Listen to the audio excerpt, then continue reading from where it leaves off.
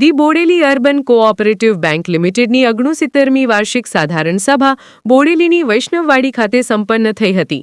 બેંકના managing director Rajnikant ગાંધીની અધ્યક્ષતામાં યોજાયેલી આ સભામાં વાર્ષિક અહેવાલ રજૂ કરવામાં આવ્યો હતો. બેંકે વર્ષ દરમિયાન 50.75 લાખનો ચોખ્ખો નફો કર્યો છે અને તેની નાણાકીય સ્થિતિ મજબૂત હોવાનું જણાવાયું હતું. સભામાં બજેટ અને નફાની વહેંચણી જેવા મુદ્દાઓ પર ચર્ચા કરવામાં આવી હતી. રિપોર્ટર અશોક ઠક્કર, મધ્ય ગુજરાતનો અવાજ news channel. The Bodeli urban cooperative bank લિમિટેડની આજે 69મી વાર્ષિક સાધારણ સભાનું આયોજન કરવામાં આવ્યું હતું અને તેમાં સભાસદો, કર્મચારીગણ અને બોર્ડ ઓફ ડિરેક્ટર હાજર રહ્યા હતા.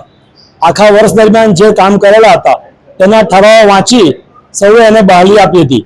બેંક ઉત્તરોત્તર ખૂબ જ પ્રગતિ કરતી રહી છે અને હજુ પણ કરતી રહેશે એવો વિશ્વાસ વ્યક્ત કર્યો હતો અને સૌ સભાસદોએ એને સહર્ષ વધાવી લીધો હતો.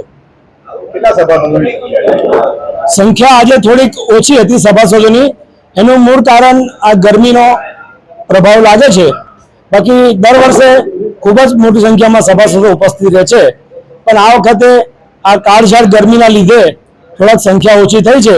પણ સૌ સભાસદોને વિશ્વાસ છે કે અર્બન બેંકની કામગીરી ખૂબ જ ચોક્કસ અને સરસ છે.